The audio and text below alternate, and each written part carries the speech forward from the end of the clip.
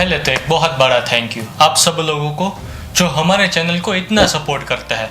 आपके लाइक्स, आपके कमेंट्स और आपके मैसेजेस ने हमें आगे बढ़ने की ताकत दी है। So thank you so much.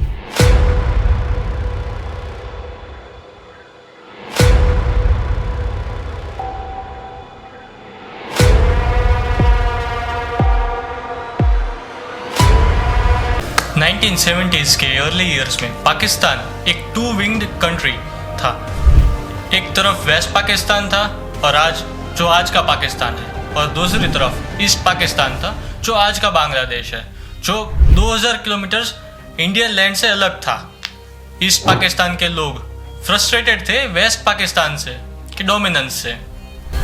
1970s के इलेक्शन में शेख मुजब्बिर रहमान की आवाम लीग से 167 out of 169 east Pakistani seat जीतकर मेजोरिटी अचीव की। यहाँ खान और जुल्फिकार अली भुट्टो को ये बिल्कुल पसंद नहीं था। मुजिब ने 6 पॉइंट ऑफ प्लान ने ऑटोनॉमी डिमांड की for East Pakistan and West Pakistan के लिए एक डायरेक्ट चैलेंज था। इन मार्च 7, 1971 मुजिब ने ढाका के रेस कोर्स ग्राउंड में एक मैसिव क्राउड को रैली किया और कहा दिस इज द टाइम। मार्च 25, 1977 यहाँ खान ने ऑपरेशन सर्चलाइट लॉन्च कर दिया, जो एक ब्रूटल क्रैकडाउन था ढाका में आर्मी मिलिट्री का, जिसमें थाउजेंड ऑफ स्टूडेंट्स, इंटेलेक्चुअल्स और सिविलियंस को मार दिया गया। मुजिब के अरेस्ट होने से पहले वो बांग्लादेश के इंडिपेंडेंस को डिक्लेयर कर चुके थे और एक होप का सिंबल बन गए।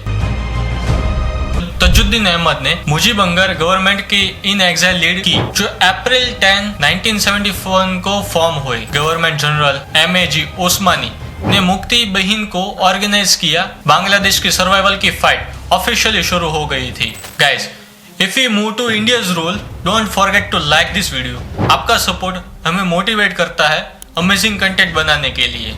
ऑपरेशन सर्च लाइट की ब्रूटलिटी के बाद मिलियंस ऑफ रेफ्यूजीज इंडिया आए। इंदिरा गांधी ने US, UK और USSR जैसे नेशंस विजिट किए to gather support for Bangladesh cause. जब पाकिस्तान ने इंडियन एयरबेस पर अटैक किया, गांधी ने डिसिसिव मूव लिया, मिलिट्री इंटरवेंशन का ऑर्डर दिया। General Sam Manekshaw, Indian army के चीफ, ने ईस्ट पाकिस्तान पर मल्टीपल फ्रंट्स पर अटैक प्लान किए। सिर्फ 13 दिन में इंडियन आर्मी और मुक्ति बहिन ने पाकिस्तानी ट्रूप्स को ओवरवेल्म कर दिए।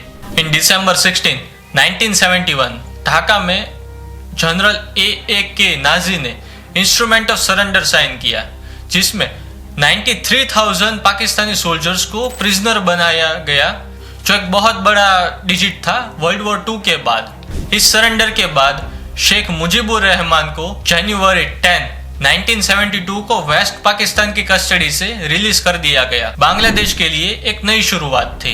अगस्त 15, 1975 में मुजिब और उनकी फैमिली का मिलिट्री कूप में असैसिनेशन हुआ। मेजर जनरल जियाउर रहमान ने केओस के बीच पावर हाथ में ली और बांग्लादेश नेशनलिस्ट पार्टी फॉर्म की। 1981 में जियाउर रहमान का भी असैसिनेशन हुआ इन अनदर कूप। इन 1983 इशरात ने पावर सीज की, फोकसिंग ऑन इंफ्रास्ट्रक्चर डेवलपमेंट और पॉलिटिकल रिस्ट्रिक्शंस। 1990s में शेख हसीना और खालिदा जिया के लीड प्रोटेस्ट ने उन्हें रिजाइन करने पर मजबूर किया।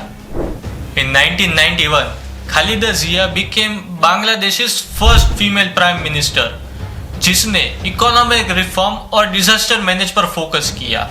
लेकिन करप्शन और अनरेस्ट के एलिगेशंस ने उनकी गवर्नमेंट को चैलेंज किया।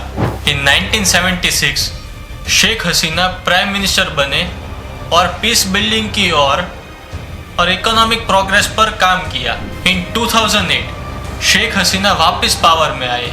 इनिशिएटिव्स जैसे डिजिटल बांग्लादेश और पद्मा ब्रिज ने नेशनल प्राइड को रिबिल्ड किया, लेकिन उनकी गवर्नमेंट पर ऑथोरिटेरियनिज्म का एलिगेशंस लगे। सजीब वाजिद ने डिजिटल ट्रांसफॉर्मेशन को लीड किया और शाहरीर आलम ने रोहिंग्या क्राइसिस के लिए ग्लोबली सपोर्ट गैदर किया। ओबिदुल क्वादर ने इंफ्रास्ट्रक्चर डेवलपमेंट किया और आवाम लीग के लिए पॉलिटिकल स्टेबिलिटी को इंश्योर किया। बांग्लादेश की स्टोरी एक कॉन्ट्रास्ट है इकोनॉमिक प्रोग्रेस और पॉलिटिकल क्राइसिस के लिए।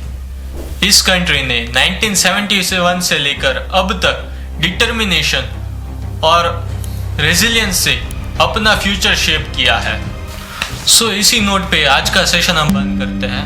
मिस बंद तो नहीं, लेकिन यहाँ पे पोज लेते हैं। अब आपको क्या करना है, आपको सिर्फ इतना करना है कि आपको बताना है कि आपको ये जो टॉपिक था वो कैसा लगा, कि आइडियाज जो हमने दिए आपको वो अच्छे लगे या नहीं अच्छे लगे।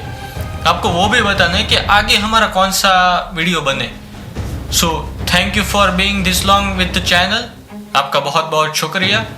और हमारी टैगलाइन है चैनल की, truth behind the headlines. So see you soon in the next video. Bye bye.